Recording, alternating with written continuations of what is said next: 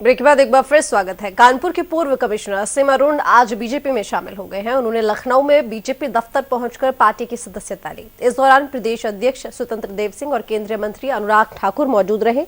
कहा जा रहा है कि वो कन्नौज से चुनाव लड़ सकते हैं। अरुण कन्नौज के ही रहने वाले हैं और इस क्षेत्र में उनकी अलग पहचान है। अब चुनावी मैदान में वो उसी पहचान और अनुभव का पूरा लाभ उठाना चाहते हैं। असीम अरुण ने कहा कि वो पार्टी के विचारों से जुड़ रहे हैं। योगी राज में एक भी गुंडे के लिए उनके पास बीजेपी कार्यालय में कोई फोन नहीं आया। उन्होंने कहा कि पीएम मोदी के विचारों और कार्यों से वो काफी प्रभावित है।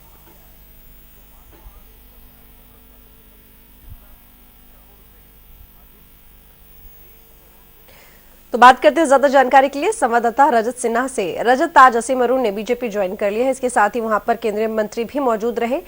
सबसे बड़ी बात यह कि देखिए, चुनावों से पहले ही उन्होंने वीआरएस लिया और इस वक्त उन्होंने बीजेपी ज्वाइन की। अगर उनके चुनाव लड़ने की बात की जाए तो कहां से उनके टिकट मिलने के आसार है? देखिए, निश्चित ही चुनाव से पहले ये कहा जा सकता है कि आचार संहिता लगने के पहले ही उन्होंने वीआरएस के लिए अप्लाई कर दिया था और उनका वीआरएस स्वीकार भी हो गया था। सबसे बड़ी बात है कि 1994 बैच के आईपीएस अधिकारी है, एडीजी रैंक रहा है। और जब वीआरएस के लिए उन्होंने वीआरएस लिया तो उस समय वो कमिश्नर, कानपुर के कमिश्नर रहे हैं। एक तेज तर्रार आईपीएस अधिकारी रहे हैं, साफ सुथरी छवि रही है उनकी। लेकिन सबसे बड़ी बात जो आप करें कि उनके चुनाव लड़ने की संभावना कहाँ से है, तो निश्चित ही ये तो भाजपा का जो केंद्रीय नेतृत्व है वो तय करेगा कि वो कहाँ से असीम अरुण चुनाव लड़ेंगे। लेकिन अगर बात की जाए कि असीम अरुण जी का दखल कहाँ पर है, कहाँ पर उनका प्रभाव है और वो भाजपा में वो कितना प्रभाव डाल पाएंगे, तो निश्चित ही चूंकि कन्नौज के रहने वाले हैं, कन्नौज उनकी कर्मभूमि भी रही है, उनकी जन्मभूमि भी रही है, तो निश्चित ही जो सूत्रों से जानकारी मिल रही है कि कन्नौज से विधानसभा का चुनाव लड़ सकते हैं।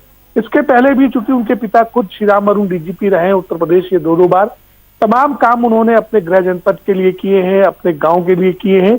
तो कहीं ना कहीं उनकी पकड़ भी मानी जा रही है कि कन्नौज जो उनका गृह जनपद है वहां पर उनकी पकड़ भी है और पार्टी भी इस दिशा में ही सोच रही होगी कि निश्चित ही अगर असीम अरुण को चुनाव लड़ाया जाए विधानसभा का तो उन्हें उनकी जो सीट है जहां से उनका गृह जनपद है कन्नौज, वहां से उनको टिकट दिया है। लेकिन निश्चित ही जिस तरीके से कल लिस्ट आई बीजेपी की पहले और दूसरे फेज के चुनाव को लेकर के और उसमें 64 ओबीसी और 19 एससी को टिकट दिए गए हैं, तो कहीं ना कहीं इसके साथ ये भी रणनीति भाजपा की है कि नए चेहरों को मौका मिले, जो प्रोफेशनल्स हैं, जो पूर्व अधिकारी हैं, उनको टिकट दिया जाए ताकि समाज में एक अच्छा मैसेज जा सके। उसी कड़ी में असीम अरुण को भी देखा जा रहा है। उन्होंने वीआरएस करके भारतीय जनता पार्टी में शामिल हुए। हालांकि जब उन्होंने वीआरएस लिया तभी ये साफ हो रहा था कि वो उनका अगला कदम भारतीय जनता पार्टी की सदस्यता लेना होगा और वो विधानसभा का चुनाव लड़ सकते हैं। अब पार्टी उन्हें कहां से लड़ाएगी आने वाले समय में पता लगेगा।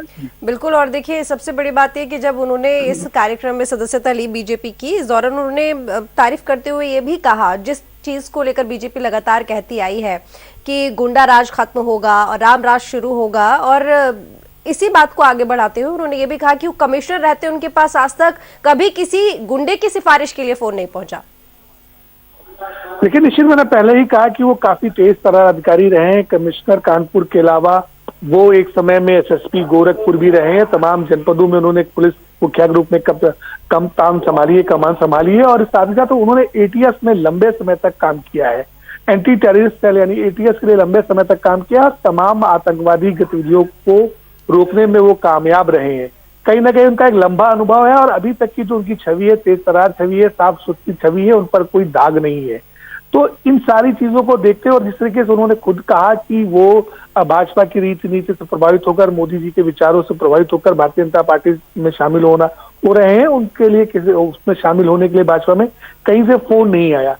निश्चित है उनका अपना वक्तव्य है, लेकिन जो जानकारी है कि कहीं ना कहीं जब उन्होंने इस्तीफा दिया था तभी ये बात साफ हो रही थी कि वो भारतीय जनता पार्टी की सदस्यता लेंगे। और कुछ दिन पहले ही वो भारतीय जनता पार्टी में शामिल होने से पहले जो बीजेपी के प्रदेश अध्यक्ष स्वतंत्र देव सिंह है उनके साथ लखनऊ के हनुमान मंदिर गए थे और वहां पर उन्होंने दर्शन भी किए थे और उसके बाद कहा था अपने अगले कदम के बारे में वो 15 जनवरी के बाद बताएंगे। तो आज 16 जनवरी है और आज उन्होंने भारतीय जनता पार्टी की सदस्यता ले ली है। बिल्कुल। चलिए, बहुत शुक्रिया रजत आपका।